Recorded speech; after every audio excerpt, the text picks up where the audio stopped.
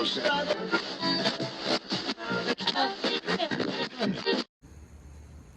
everybody, it's your girl Jacqueline Chantel. And I'm Shay, and you're watching Elevated State. So you know that it's been all over social media and stuff like that. The Instagram model Mercedes Morr was found dead in her home, and then they determined that it was a murder suicide. However, the man that killed her, it looks like it was just someone that had like been like she didn't know this person. They wasn't in a relationship. It was just like a stalker that was, I guess, I don't know, like infatuated with her or something like that. And so he kills her, and then took his own life, and then wrote all over her house in his blood. But that, so first I want to say that's very sad and rest in peace. But then that kind of like prompted us to have a conversation about like being safe, and then also like just like being safe on social media and being safe in general, and like sharing any stories that we had with those situations. So for me, I will say that, like, I think a lot of us, we always have in the back of, not in the back of our mind, we just always think like, oh, this is probably not gonna happen to me. So it's certain things that just from reading this that I was thinking like, oh, I do a lot of stuff on social media that I don't even be aware of, that it could like really track your location. So I'm like, let me be mindful of that. Like, you know, I don't post like exactly where I live or nothing like that, but it's little stuff like, you know how like you could be like out to eat at a restaurant, or you went to like a tourist attraction or something like that, and we all want to post our, you know, adventures. We want to post our cute pictures.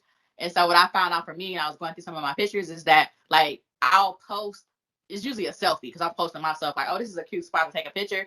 But then when you look behind the picture, it could be like a sign that has like a street on there. It could be like if you're like taking a picture in front of like a tourist attraction, it'll have, you had attraction name on there. So then it's like, dang, it really is easy for somebody to find you. And I remember even when we were doing we was doing that fall photo shoot, when we were walking and the street was showing up, like I remember we was like, okay, let's make sure we cut the street out. Yeah. So it's stuff like that that I think that it made this situation made me a little bit more. Now I'm probably not gonna stop posting. I ain't gonna even lie, because I be liking stuff. But it do like make me a little bit more like cautious of like, dang, you know, it just make me want to like double check my posts and double check what's in the background of my pictures and stuff like that. Double check, like I don't be having my GPS. So you know how you can like tag or whatever. Like a lot of times I find that I tag like not the place that I'm at. Well, sometimes I tag the place. Usually I post after I leave the place anyways. That I've been good about doing. Or like I'll post like in the city. Like for example, when we went to Belize, all of the posts was like in Belize, but it wasn't like at this hotel in Belize. Yeah. What about you? Like what are some of the things that like maybe you like caught yourself and you're like, you know, I should do this, you know, to be safe more? So one of the things I've always been cautious of, like if I take pictures and selfie, because if you follow me, you know I'm like usually Snapchat is like if I'm somewhere, I'm typically taking pictures, you know, just trying to, you know, show I'm having a good time. But I've learned to wait until I'm leaving, wait until I'm gone, because I don't have incidents where like I'm posting on Snapchat and somebody was like, "Oh, you downtown? I'm right there. I'm about to meet you." No, you're not. I'm gone. So always cautious of that. When you're out, make sure you're checking your surroundings. I pay attention now. I'd be like, you never know who's watching. Even like when you're receiving drinks, make sure you paying attention and cautious with your drinks. Even if somebody purchases you a drink, whatever the case may be cautious of that. Be cautious.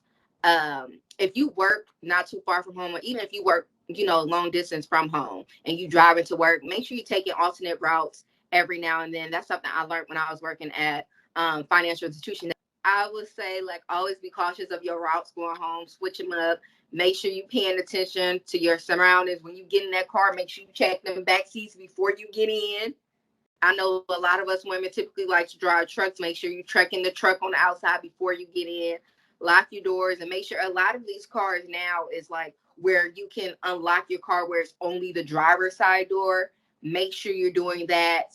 So, you know, somebody is chasing you. You the only one who can get in your car and not somebody else who's chasing you. Just be careful of your surroundings at this point. Like I'm gonna be real. I just think everybody crazy at this point. I don't put nothing past nobody. I'd be like, yep, you probably a psychopath. Yep, you probably trying to kill me. Until otherwise, um, you a psychopath until otherwise.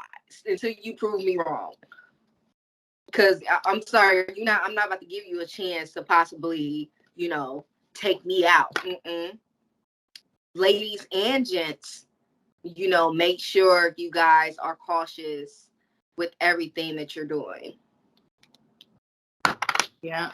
And I would say that's something that I got from a cousin of mine too. It's like I noticed when she travels, she don't post her travel or anything until she gets back in town. And she told me the reason why she does that is that, you could be posting and not even thinking that somebody like, oh, she gone for a week. They about to break into your house. Yeah. Rob your house, set cameras up in your house. It'd be stuff that you'd be like, okay, like, not really. Somebody gonna do all of that? Yes. Mm-hmm. Yes, somebody will do all of that. So like, yeah, like she'll post when she get back in town, she'll post it and you'll think that like, oh, she currently out of town. It's like, no, nope, I'm at home. Yeah. Another thing too, yeah, like you said, well, like the drinks is if somebody buying me a drink, I'm right at the bar with them. Yeah. You're not gonna buy me a drink unless it's somebody that I know, of course. Like if I'm out like with my friends or my man or something like that. But if I'm out, you know how you be out or whatever, and somebody would be like, can I buy you a drink? I ain't gonna turn it down. But I'm not telling you to turn it down. You don't got to ask me what I want and bring it over to me. I'm gonna tell the bartender what I want, and I'm gonna be right there when the bartender makes it. But yeah, it's a lot. It's a lot of stuff with social media.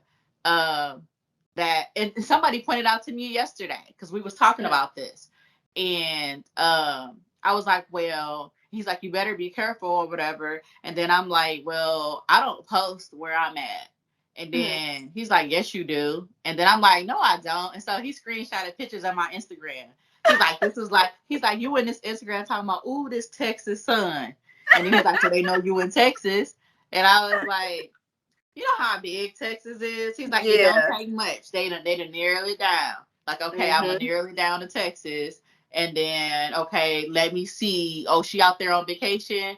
What's her background? Oh, okay, she over. And then they try to go find pictures on social media and can pinpoint where you at.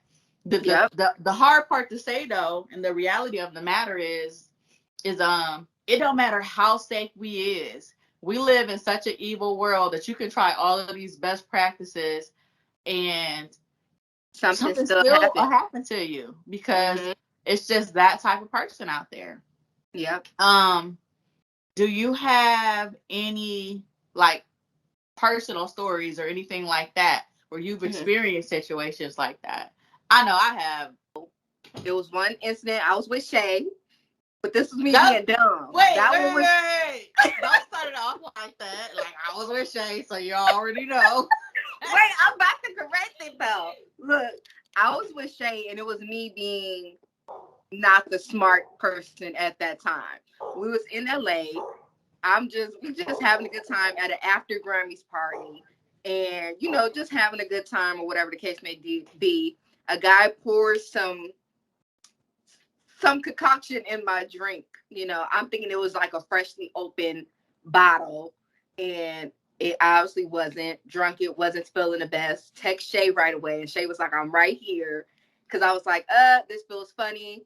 Took a sip of it, was like, yeah, I'm not about to finish this because I feel funny already. So that was one incident. Then I had another incident in Wisconsin, actually, where something like that. I was on a date, and like I had ordered a drink. We was at the table. I had ordered a drink, and I was like, oh, let me go use the restroom real quickly.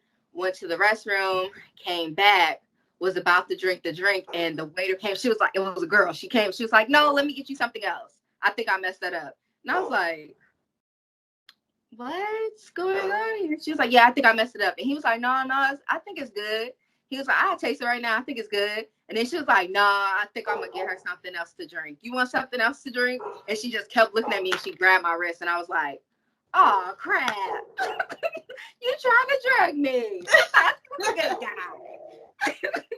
Look, I'm gonna turn anything funny, okay, you guys. Like, I'm just gonna try to joke it off, but it was a serious matter. A guy tried to drug me. Like, it's not cool. It's not okay. But yeah, like these situations happen. So Yeah. my thing is, and I've gotten a lot better at it, is that I have been one of those people that's like, it's not gonna happen to me. Mm-hmm. Ho hum. Oh, look at the sun. I'm one of them people that would get knocked over the head. When they say if it was a snake there would have bit you, that's me. So like just not Let me like just say saying, something real quick. Shay the type when we go on vacation when she be like, "Oh, this looks cool." Shay, we're in a group. Come here. like and God, when I say God has had me, because there has been a Yeah. few times on vacation, like when we went to Miami. Yes. And I had like met some cool people. So I'm like, oh, this person seems very cool. So we had all hung out. Everybody else had went back to the room, but I didn't want to stop hanging out. So this person, like, we didn't walk all over Miami. I didn't went back up to the loft and hanging out and stuff like that. And then my phone died. So nobody could get like a hold of me. But the funny part is, so by the time I got home, it was probably like 6 or 7 o'clock in the morning. I felt nobody was really up worried about me because when I finally walked into the room, everybody was asleep. Jackie, you was asleep. Reese was asleep. What? I'm thinking I'm like, they gonna be worried to death. They probably out looking for me. No. The thing is, Shay, we was blowing up your phone, especially me. I'm like, y'all, where is Shay? They was like, she don't went over there. I said, now why y'all leave Shay? Blowing up Shay phone. Shay phone, she ain't answering the phone. I said, well, she ain't back by 8 a.m. We just gonna have to put out a search party. But and now when I look back at that, I was like, that was really stupid. Like it was.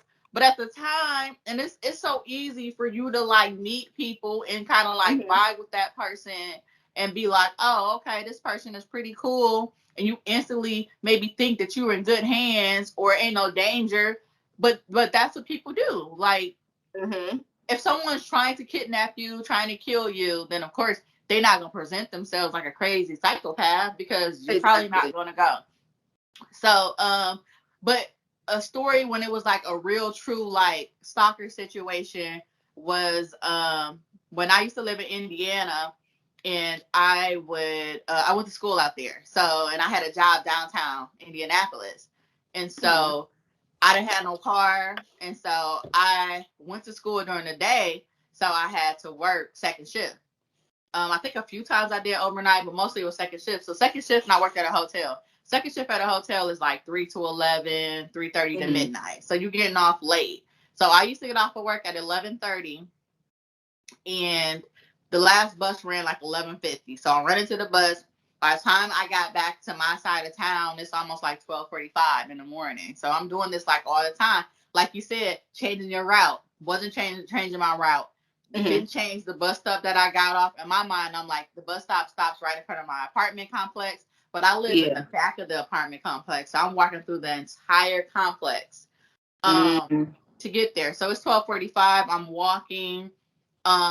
It was times when guys would like ride up on their like bikes or whatever, like, you shouldn't be out here. Yeah, I know. And let me hurry up and get to the house. So what had happened was, I had started like when I would walk home and it was like the dumpster, the apartment dumpsters. The dumpster was like right next to where my front door of my townhouse was. And I would walk home and I would be like, how you could tell somebody back there? And I'm like, behind the dumpster. So I'm like, And there's been a few times I'd be like, hello. And then they wouldn't say nothing. But then like the next morning I would come outside my apartment and it would be like a card in the mailbox or like candy in the mailbox or anything like that. So I'm like, oh, okay. And so that situation, it was kind of scary, but luckily nothing escalated from there. Like the person, and it ended up being like this guy that used to work. Sometimes it's people that you know. It was this guy that worked with me at the hotel, and I guess he liked me, but he was a little like shyish or whatever. Somehow he figured out where I live at and was there or whatever. So one of his friends told me that it was him, and I'm like, can you tell him not to do that or whatever? And that was the end of it. So whatever he communicated, it was like a mutual friend. Whatever, however Yeah. dude communicated to him, he took that. But that could have went left, because now this person is, it's 12:45, 1 o'clock in the morning. This person is outside of my house, standing behind a dumpster. It's late at night, so ain't nobody really out like that, especially during the week. People sleep. You could have been Yeah. dragged me. It's been a lot of situations like that where, like, I've always just been like I've been blessed. So it's Yeah. stuff like that where you just have to be prayerful, because you never know. And these are Yeah. people that I didn't notice just Mhm. enough to say like hi and bye, but never really paid attention to them. On the Mhm. surface, they don't look like weird, creepy people that you watch No. out for. Regular, everyday people, was cool with everybody, spoke to people at work, had a few friends, sociable. These are people that Mhm. fit in, what you would say fit into society, and it's stuff like that. So Yeah. I feel so bad that this happened to her, but Yeah. It's a for me, sad, it just sad again story. just kind of reconfirmed: be careful, be careful, be careful. It's such a sad story because it's like we haven't heard nothing like that and it been pushed out mainstream in a while. But it just makes me think of individuals who may not have that status of celebrity status, who has possibly gone through something um, in that nature. Because there's a lot of people who deal with crazy people. Um, but once again, it's a sad story, and I hope this just brings awareness to everybody to be cautious and be careful and be mindful of what you're doing, what you're posting, who you with, people that you meet. They can seem nice, but you never know. So I mean, ladies and gentlemen, Yeah. be 'Cause careful. I've heard some stories about men getting set up. You might not get set up for certain things, but you might get set up to get robbed or. But I hope this situation is very unfortunate, and rest in peace to her. And praying for the family to be able to heal from this situation. I know that it would never be easy, um, but I hope us giving you guys some insight of things that happen in our lives and some tips and tricks on how to prevent this from occurring. I hope this helps you guys in some way, some form. But yeah, that's what it is. Be careful. Unfortunate.